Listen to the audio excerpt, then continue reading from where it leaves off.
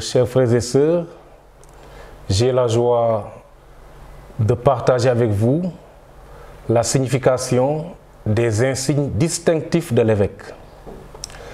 La signification des insignes distinctifs de l'évêque est chargée de signification et de sens.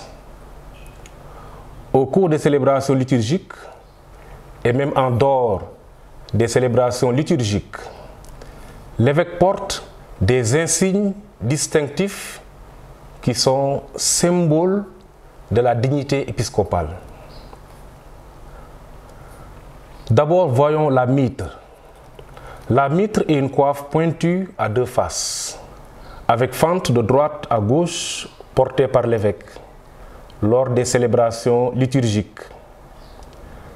Les deux pans de la mitre signifient l'Ancien et le Nouveau Testament.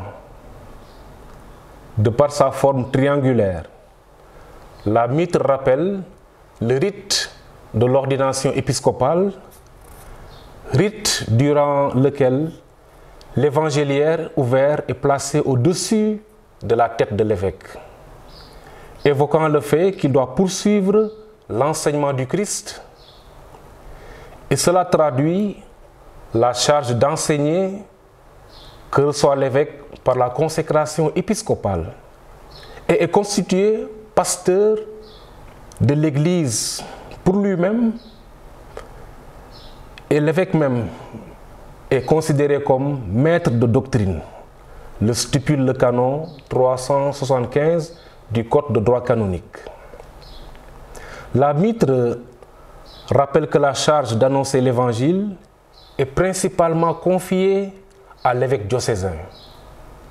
Nous le dit bien le canon 756 du Code de droit canonique.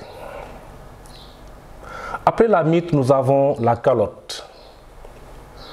La calotte est portée sous la mitre par les évêques.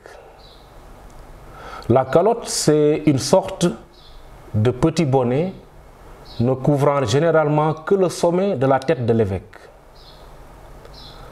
La couleur de la calotte varie selon la dignité épiscopale.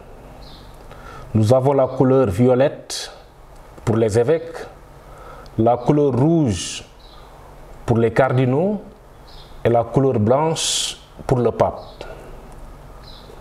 La calotte symbolise la dignité de la consécration de l'évêque, signifie également son appartenance à la hiérarchie épiscopale.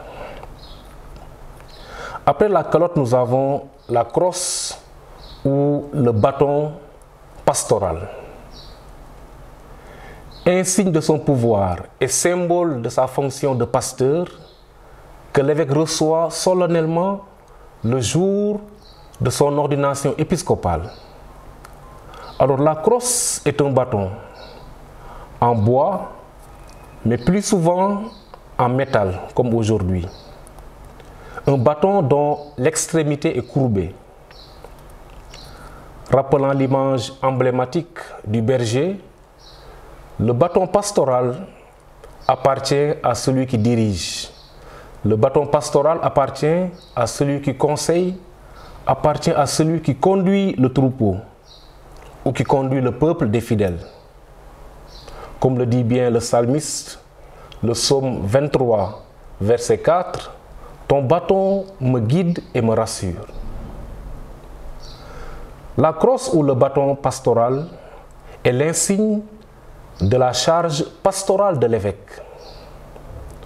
C'est le pasteur qui montre sa sollicitude à l'égard des fidèles du Christ qui lui sont confiés, comme le stipule la législation canonique, que dans l'exercice de sa charge pastorale, l'évêque diocésain montre sa sollicitude à l'égard de tous les fidèles qui sont confiés à ses soins.